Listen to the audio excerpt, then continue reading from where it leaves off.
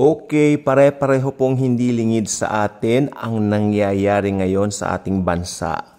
Ngayon, ang mga tao ay nagpupulong sa isang lugar dito sa Maynila upang, sabi nila, parating ang kanilang tinig.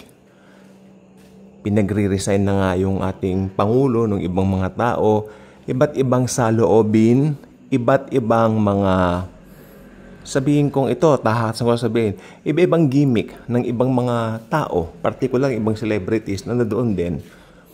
Pero hindi natin alam kung ano yung talaga yung tunay na hangarin nila. Pero I'm not questioning it. Ang sinasabi ko lang po sa inyo is this. Iba't ibang hangarin ang nandoon po ngayon.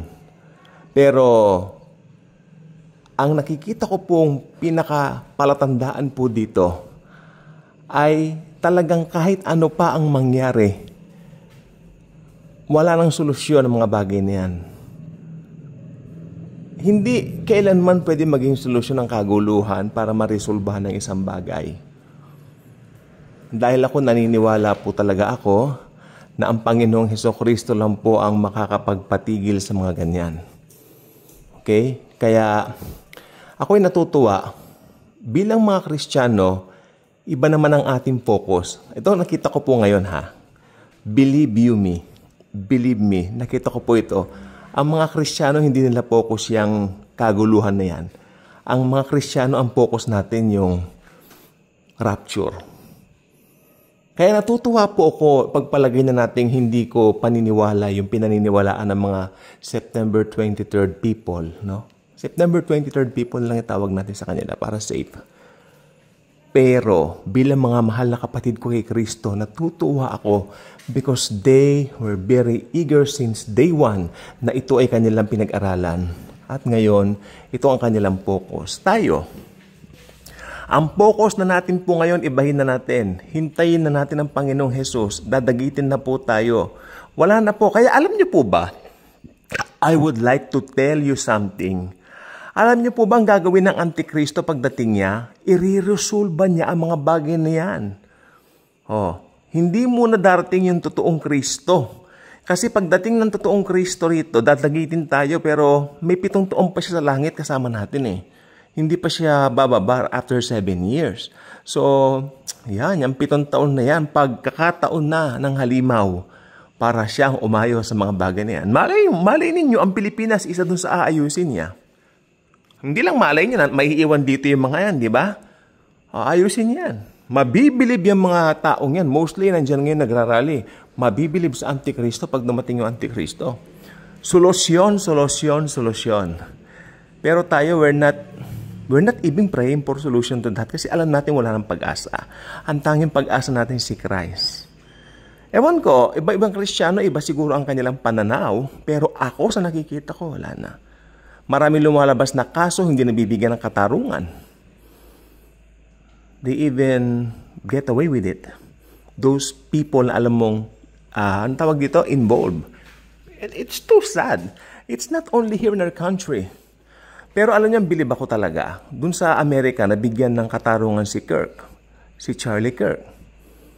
Diba? So, siguro mas maganda lang talaga yung sistema po nila. Ito, taahasan ko sasabihin yan.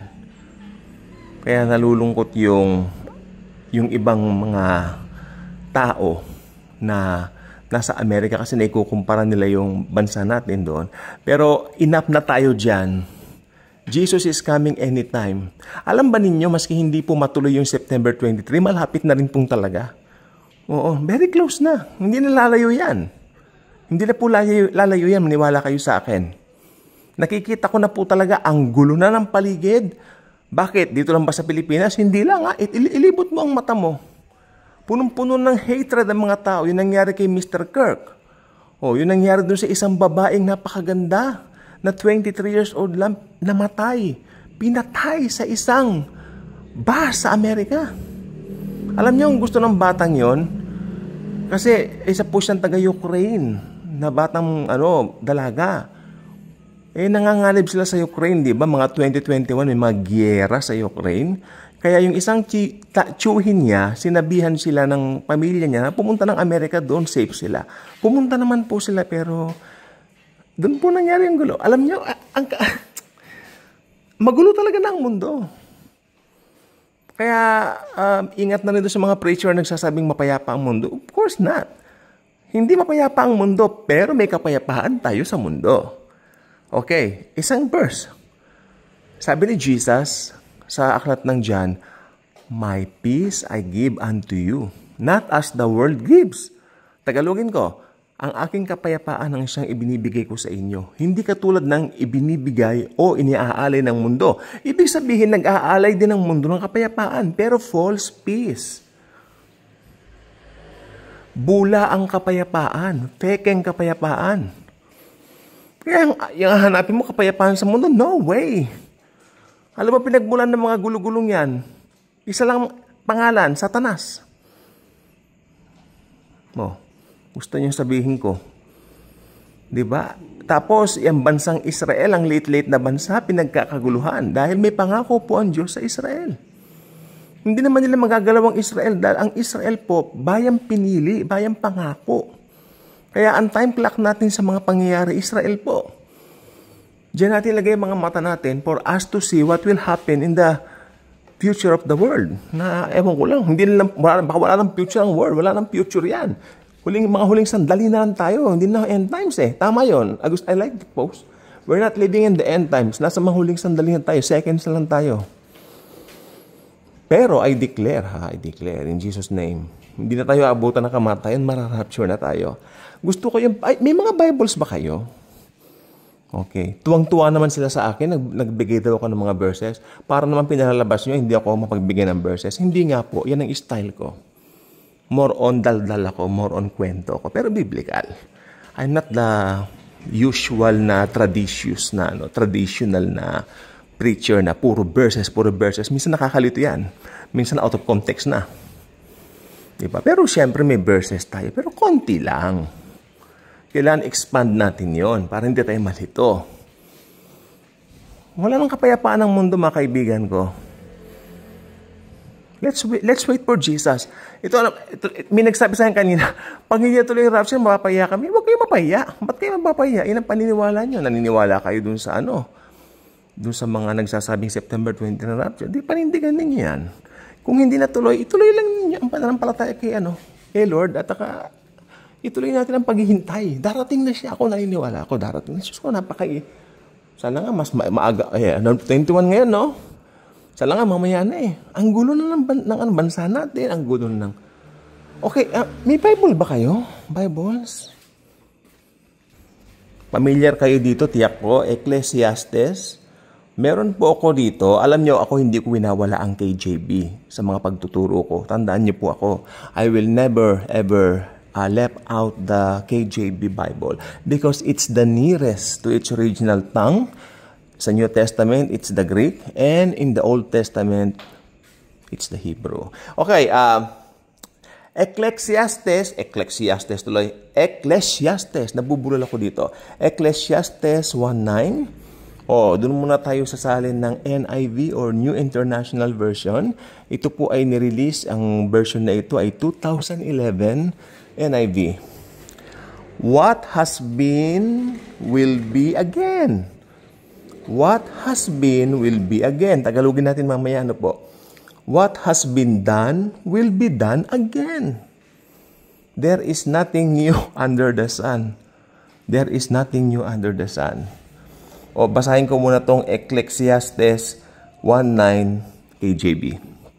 Will never ever let na walang KJV. The thing that hath been, it is that which shall be.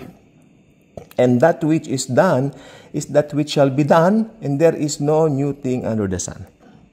It's too clear. The Bible clearly states in Tagalog, kung ano yung nangyari nung nakaraan, ay mangyayari ulit. Okay?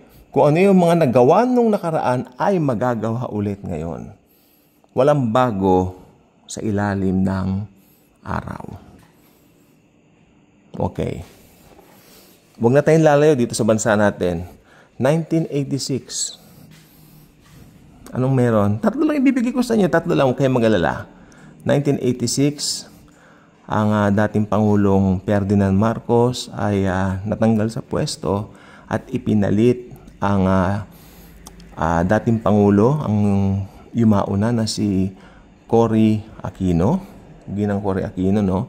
Tapos 2001 natanggal sa pwesto si dating Pangulong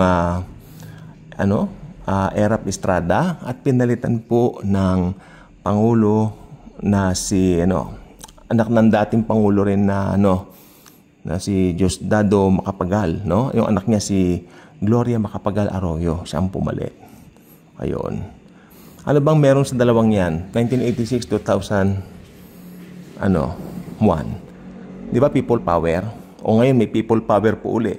Naulit nung yung nangyari nung 1986, alam niyo yung ang pinaka nangyari nung 1986, nakalagay po ito sa World Guinness. Na itala ang Pilipinas sa sobrang tapang ng mga Pinoy to express themselves. If they don't like the leadership, lalabas talaga sila sa kalye upang ipagsigawan ng kanilang nais. Which is good. They're really fighting. Wala pang social media ng mga panahon na yon. At talagang ang tanging involvement mo lang ay ang sarili mo talaga. Okay? At talagang magbubukas ka ng radyo at saka TV, magdamagan noon daw. Kasi you are really waiting sa mga developments ng mga events, no? Tapos nung 2001, mas modern na po ng konti. May mga computers na rin. Ayan, nangyari ulit ang people power. Ngayon, 2025, may people power na naman. Naitaon pa naman ngayong September 21st. September 21st po ba ngayon, di ba? Ito po ay anibersaryo, kung di ako nagkakamali, anibersary ng martial law noong 1973. This could be the 52nd anniversary of the martial law. So, ayan po ang mga pangyayari. Ayun. So, nauulit at nauulit lang po. Walang bago sa ilalim ng langit. Isa lang magiging bago niyan. Pagdating ng Panginoong Jesus, siya ang magbabago ng lahat. Napahaba yata ang vlog ko. God bless.